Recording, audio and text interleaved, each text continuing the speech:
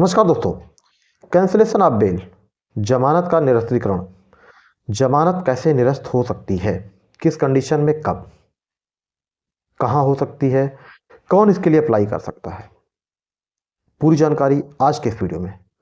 Friends, गंभीर अपराध के और जघन्य अपराध के आरोपियों को कोर्ट जब जमानत देती है, उन्हें जमानत पर रिहा किया जाता है, तो कुछ कंडीशंस लगाई जाती हैं, जिसमें मुख्यतः है कि कोर्ट यानी ट्रायल कोर्ट जो भी डेट फिक्स करेगी उस पर कोर्ट में एक्यूज्ड अपीयर होगा, गवाहों को डराएगा धमकाएगा नहीं, कंप्लेनेंट को विक्टिम को डराएगा धमकाएगा नहीं, सबूतों के साथ कोई छेड़छाड़ नहीं करेगा, उन्हें टेम्पर करने की कोशिश नहीं करेगा। लेकिन मैक्सिमम केसेस में ये शिकायत आती ज़रूर है कि आरोपियों के द्वारा गवाहों को डराया धमकाया जा रहा है, कंप्लेनेंट को या विक्टिम में खासतौर पर रेप के केसेस में डराया धमकाया जा रहा है। तो इन सब सिचुएशन में क्या जो आरोपी व्यक्ति हैं उनकी जमानत की निरस्तीकरण के लिए कोर्ट में एप्लीकेशन दी जा सकती है, और दी जा सकती है तो किसके द्वारा? गवाहों के द्वारा, विक्टिम के द्वारा या कंप्लेनेंट के द्वारा। फ्रेंड्स, जब कोर्ट किसी गंभीर या जघन्य अपराध के आरोपी को जमानत देती है तो जो कंडीशंस मैंने बताई ये कंडीशंस लगाई जाती हैं, और अगर इनका फॉलो ना करें तो भाई उस सिचुएशन में बेल कैंसिल की जा सकती है, और उसके लिए स्टेट या कंप्लेनेंट विक्टिम अप्लाई कर सकते हैं कोर्ट में, या कोर्ट स्वयं भी कॉग्निजेंस लेके संज्ञान लेके निरस्त कर सकती है।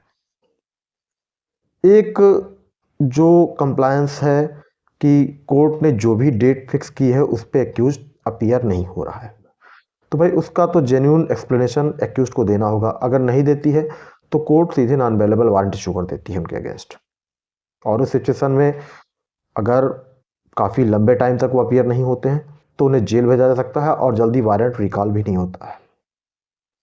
लेकिन जो अन्य शिकायतें हैं कि गवाहों को डराना धमकाना, विक्टिम को डराना धमकाना, मारपीट करना या उसके साथ कुछ ऐसा कृत्य करना जिससे उसकी जान जा सकती है, या अन्य किसी तरह की वारदात, या कंप्लेनेंट को ही डराया धमकाना जाना, ये शिकायतें कॉमन तौर पे आती ही रहती हैं। कुछ खास केसेस में अगर पता चलता है कि एक्यूज बहुत प्रभावशाली हैं, बाहुबली किस्म के लोग हैं, तो भाई कॉमन सी बात है और सत्यता भी इसमें होती है।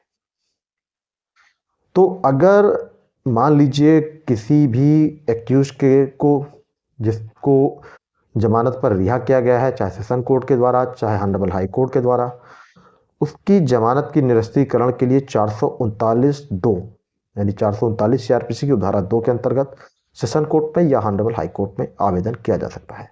बेल अगर सेशन कोर्ट ने ग्रांट की है तो भी ऑनरेबल हाई कोर्ट में आवेदन किया जा सकता है, ऑनरेबल हाई कोर्ट ने अगर की है तो भी आप ऑनरेबल हाई कोर्ट में ही 439(2) सीआरपीसी में आवेदन कर सकते हैं।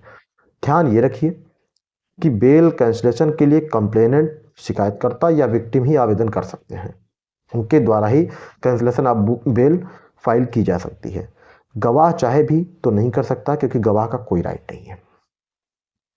अब आती है बात ये, कैंसिलेशन ऑफ बेल फाइल कब करनी चाहिए। तो फ्रेंड्स, कैंसिलेशन ऑफ बेल आप तभी फाइल कीजिए जब अगर कुछ ऐसा हो कि लगातार वह व्यक्ति किसी गवाहों के साथ मारपीट करे, आपने थाने में शिकायत की है, उसके अगेंस्ट कोई एफआईआर दर्ज हो जाए, कोई केस दर्ज हो जाए, या किसी अन्य जघन्य वारदात में वो इन्वॉल्व हो जाए, या आपको लगातार डरा धमका रहा है और आप लगातार शिकायत कर रहे हैं, उसके बावजूद कोई कार्रवाई नहीं हो सकती है या नहीं हो रही है। रेप केस में विक्टिम के साथ वो लगातार उसको प्रताड़ित कर रहा है और उसको इन्फ्लुएंस कर रहा है, कंप्लेनेंट को डरा धमका रहा है, तो भाई ये सारी शिकायतें अगर आती हैं तो पहले आपको एप्लीकेशन देनी है, उसके विरुद्ध एफआईआर दर्ज करवाने के लिए प्रयास करना है। अगर एफआईआर दर्ज हो जाती है तो उस आधार पर आप बेल के कैंसिलेशन के लिए आवेदन कर सकते हैं। जैसा कि मैंने बताया, सेशन कोर्ट में भी 439(2) सीआरपीसी में और ऑनरेबल हाई कोर्ट में भी 439(2) सीआरपीसी में आप बेल कैंसिलेशन के लिए आवेदन कर सकते हैं। तो जब आप बेल कैंसिलेशन के लिए आवेदन करेंगे तो ये ध्यान रखना है कि सबसे पहले इसमें जो एक्यूज पर्सन है जिसे बेल मिली हुई है, कोर्ट उसे नोटिस करती है। लेकिन जैसा कि मैंने बताया, कि ज़रूरी है इसके लिए कि केवल ओरल सारी शिकायत ना हो कि ये डरा धमका रहे हैं, प्रभावित कर रहे हैं। आपके पास रिटन में ये सारी चीज़ें हों कि आपको डराया धमकाया जा रहा है, आपने कोर्ट में एप्लीकेशन दी, आपने जिले के एसपी को एप्लीकेशन दी, उसके बावजूद कोई कार्रवाई नहीं हुई, या आपने एप्लीकेशन दी उसके आधार पर उसके विरुद्ध एफआईआर दर्ज हुई और अभी भी वो डरा धमका रहा है, इसलिए ज़रूरी है कि उसकी इस मामले में जमानत निरस्त की जाए। तो ही पॉसिबिलिटी होती है कि किसी केस में जमानत एक्यूज पर्सन की निरस्त हो। तो फ्रेंड्स, जमानत निरस्तीकरण से संबंधित ये हैं सामान्य प्रावधान, इनको फॉलो करके ही आप एप्लीकेशन दे सकते हैं। बेल कैंसिल करना ना करना डिपेंड करेगा कि कोर्ट क्या व्यू लेती है इस पर, कोर्ट को मेरिट कितनी लगती है, मेरिट के ऊपर ही कोर्ट डिसाइड करेगी। फ्रेंड्स, आज के वीडियो में बस इतना ही। नई जानकारी के साथ नए वीडियो में फिर से मिलते हैं, तब तक के लिए जय हिंद।